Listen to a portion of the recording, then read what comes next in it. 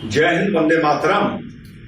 जैसा कि आप सभी सब वाकिफ हैं, जो हिंदुस्तान पाकिस्तान के बीच में जो एक तनाव की स्थिति बनी हुई है, तो इस संदर्भ में मैं किसी भी डिबेट में नहीं जा रहा था। मैं 6-7 दिन डिबेट से दूर रहा हूं और ट्विटर पर भी मैंने इस विषय पर कोई कमेंट नहीं किया, क्योंकि जब एक ऐसी स्थिति बन जाती है तो भले सरकार आपातकाल घोषित करे ना करे, जिम्मेदार नागरिकों को जो अपने को भारतीय मानते हैं उन्हें स्वयं आपातकाल घोषित कर देना चाहिए और अपनी जुबानों पे ताले लगा लेने चाहिए, अपने होठ थोड़े दिन के लिए सिल लेने चाहिए। क्योंकि एक इंसान को बोलना तो 4 साल की उम्र में आ जाता है, लेकिन कब बोलना है, कहां बोलना है और कितना बोलना है, ये पूरी उम्र नहीं सीख पाता। तो मैं ऊपर वाले का शुक्रगुजार हूं कि मुझमें इतनी अकल है कि मैं इतने दिन से चुप था। मैं इंतजार कर रहा था कि हमारे वीर अभिनंदन वापस आए, उसके बाद मैं अपने विचार रखूं। देखिए, जो घटनाक्रम हुआ है, जहां हमारे 44 हमारे वीर गति को प्राप्त हुए, शहीद हुए, वहां से ही घटनाक्रम बदलना शुरू हुआ। एक तो ये हमारे देश का दुर्भाग्य है कि जब तक हम भीड़ में शहीद नहीं होते, हमारी शहादत की गिनती नहीं होती। उरी में यही हुआ, फिर उरी के बाद पुलवामा में यह हुआ। उरी में लगभग हमारे 18 सैनिक शहीद हुए थे, वीर गति को प्राप्त हुए थे, अब 44 हुए। और दोनों जगह हमने कुछ ना कुछ रिएक्शन देखा। बदकिस्मती है हमारी कि इसके बीच में, इन दोनों घटनाओं के बीच में शायद हमारे 200-250 सैनिक शहीद हो गए, लेकिन किसी ने उनकी शहादत को तवज्जो नहीं दी। हमारे कानों पे, हमारे रहनुमाओं पे, हमारे लीडरान के कानों पे जू नहीं रही। और ये आज की बात नहीं है, ये 25 साल से चला आ रहा है। हिंदुस्तानी जब तक थोक में नहीं मरेगा, हमारा आत्मसम्मान नहीं जागेगा। खैर, अब जब ये हो ही गया और कुछ दिन बाद रात में सब उसी दिन से सब एक्सपर्ट्स बन गए, टेरर के, फौज के, आरडीएक्स के, सब बकवासें शुरू हो गई। फिर 13 दिन बाद हमारी वायुसेना ने सन 71 के बाद पाकिस्तान के अंदर घुस के एक आक्रमण किया, जिसमें कुछ लोगों को क्षति पहुंची। मैं कुछ किसी वजह से कह रहा हूं, इसका कारण अभी आपको आगे बताऊंगा। उसके बाद पाकिस्तान ने कुछ हरकत करी, हमारे सैनिक ठिकानों पे हमला करने की कोशिश करी। फिर एक डॉग फाइट होती है, जिसमें हमारा सन 70 के मिग ने एक F-16 को मार गिराया। ये ऐसे ही है जैसे फिएट या एम्बेसडर ने BMW या ऑडी को दौड़ में हरा दिया। यह भी एक चिंता का विषय है कि इतने हाइटेंड सिक्योरिटी में, हाइटेंड टेंशन में हम बॉर्डर पर MiG-21 उड़ा रहे थे। इस तनाव में ये कोई नॉर्मल सॉर्टी नहीं थी, ये कोई नॉर्मल पेट्रोलिंग नहीं थी, एयर पेट्रोलिंग। ये युद्ध की स्थिति थी। हम जितना उसको अपग्रेड कर दें, फिएट को आप जितना अपग्रेड कर दें, वो BMW तो नहीं बन जाएगा ना। But man behind the machine जो कहा जाता है, मैन बिहाइंड द मशीन, अभिनंदन ने वो कर दिखाया कि वो परमवीर चक्र उनको सम्मानित करना चाहिए। आपने F-16 का कवरेज भी दिखाया, जो उसके पार्ट आपको मिल गए थे आपने वो भी दिखाए। एक प्रेस कॉन्फ्रेंस भी बड़ी जिम्मेदारी से एयरफोर्स ने की। देखिए, जब हम ये कहते हैं कि हमें कुछ दिखा दो, तो ये हम एविडेंस नहीं मानते हैं, हमारे दिल को सुकून पहुंचता है। और ये परंपरा हर फौज की है। गल्फ वॉर से लेके हम ये चीज देख रहे हैं कि आर्मी एक ऑपरेशन करने के बाद उसको शेयर करती है, और खासतौर से एयर ऑपरेशन के बाद।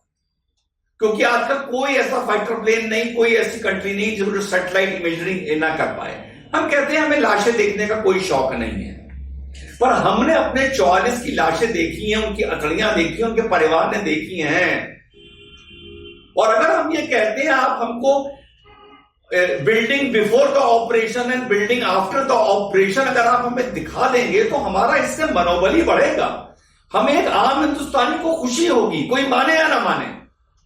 लेकिन जब हम यहां कहते हैं हमें कुछ दिखा दो तो नैरेटिव चेंज कर दिया जाता है, राष्ट्रवाद की छुरी गर्दन पर रख दी जाती है।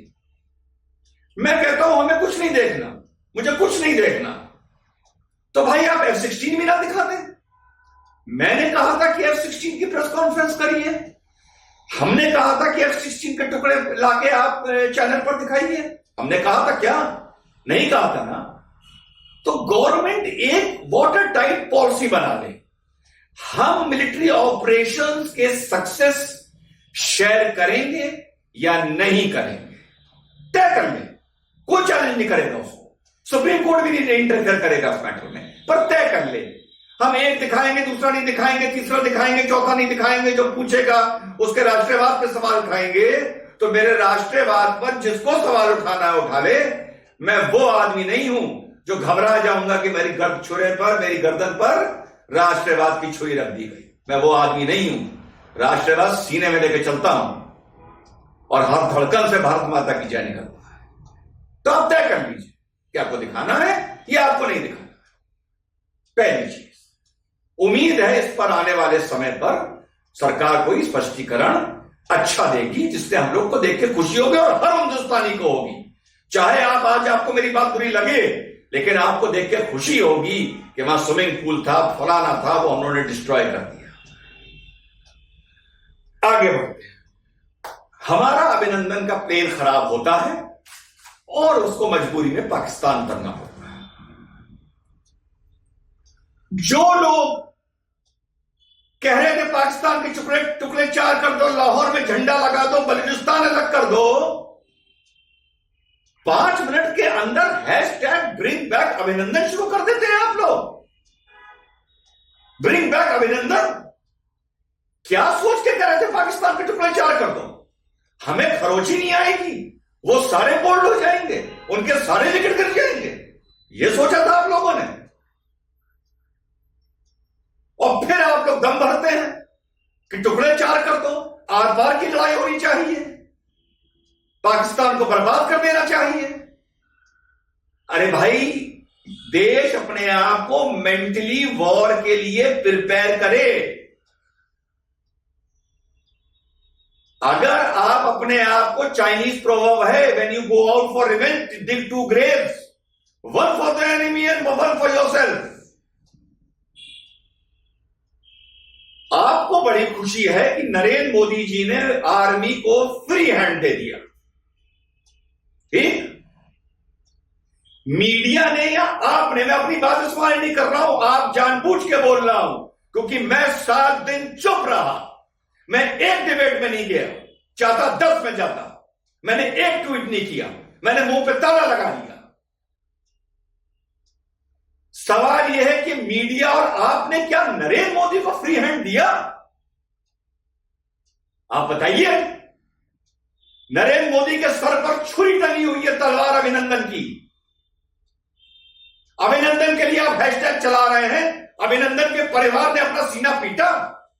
अभिनंदन के 2 परिवार हैं, एक उसका परिवार और एक फौज, एयरफोर्स। क्या एयरफोर्स ने सीना पीटा? आपने देखा? क्या उसकी बीवी ने आके टीवी पे कहा मेरे हस्बैंड को लौटवाओ? क्या उसका बच्चा रोता हुआ आया? या उसके पिताजी जो खुद सैनिक थे वो आए टीवी पर किसी डिबेट में और उन्होंने कहा मेरा बच्चा लौटवाओ? आपका दूध उछलने लगा, ब्रिंग बैक अभिनंदन, ब्रिंग बैक अभिनंदन। मैंने इस कैंपेन में हिस्सा नहीं लिया, नेशनल, आप लोग के सामने सीना ठोक के बोल रहा हूं। आपको पता है मैसेज क्या जाना चाहिए था Pakistan? We don't need Abhinandan. We don't need Abhinandan. Follow the Geneva Convention. Our boy is trained for this situation. He will not crack. He is a soldier. यह मैसेज जाना चाहिए था पाकिस्तान और दुनिया के सामने। हैशटैग ब्रिंग बैक अभिनंदन नहीं। शर्म आनी चाहिए जिसने भी यह हैशटैग चलाया है उसको। यह मैसेज जाना चाहिए था।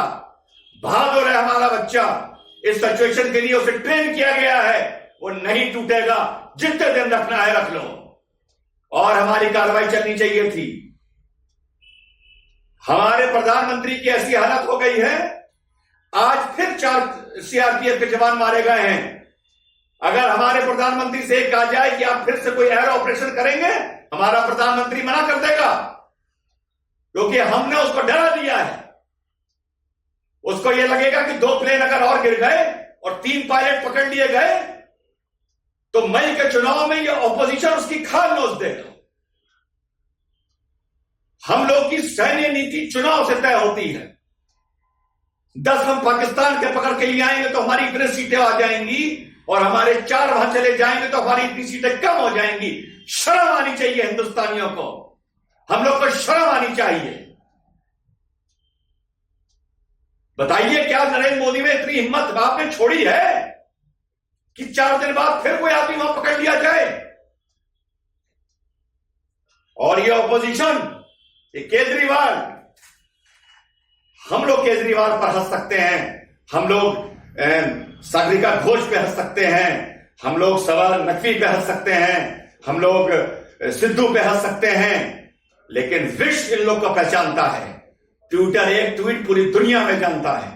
इन लोगों ने कोई कसर छोड़ी इस देश को बदनाम करने के लिए, नरेंद्र मोदी को कमजोर करने के लिए?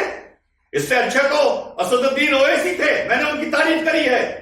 पूरे 15 दिन से नरेंद्र मोदी के साथ शान से शान, कंधे से कंधा मिला के वो खड़े हुए हैं, और मैं उनका बहुत बड़ा विरोधी हूं।